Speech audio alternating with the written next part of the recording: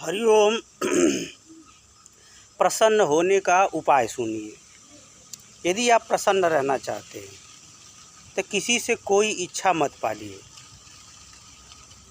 किसी से अपना स्वार्थ या इच्छा पूरा करने की बात ही न सोचिए, बल्कि आप सिर्फ भगवान से अपनी इच्छा, अपना स्वार्थ पूरा करने की बात सोचिए। किसी अन्य पुरुष से यदि कोई इच्छा या स्वार्थ पूरा करने का संबंध नहीं रखेंगे तो आप बड़े सुखी रहेंगे। दूसरा उपाय यह है कि आप अपना कर्म करते हुए संतोष कीजिए। सिर्फ संतोष करेंगे तब आप खुश नहीं रह सकते।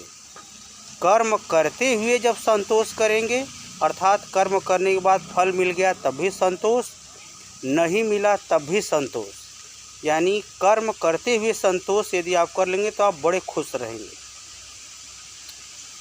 तीसरा उपाय है कि आप ईश्वर का भजन और नाम जप खूब करें तो आप बहुत प्रसन्न रहेंगे।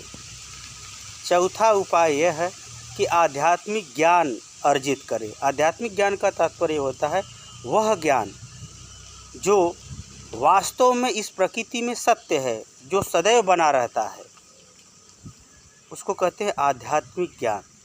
हर व्यवहार के पीछे वास्तविकता क्या है, धर्म की वास्तविकता क्या है, नैतिकता की वास्तविकता क्या है, व्यवहार की वास्तविकता क्या है, जो वास्तव में प्रकृति के सूक्ष्म रहस्यों को समझाता है, वही आध्यात्म होता है।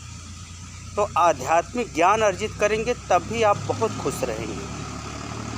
खुश रहने का हमने 4 उपाय बताया है। कोई एक भी उपाय आप अपना करके आगे बढ़ेंगे तो धीरे धीरे चारों उपाय आपके पास पहुँच ही आएंगे।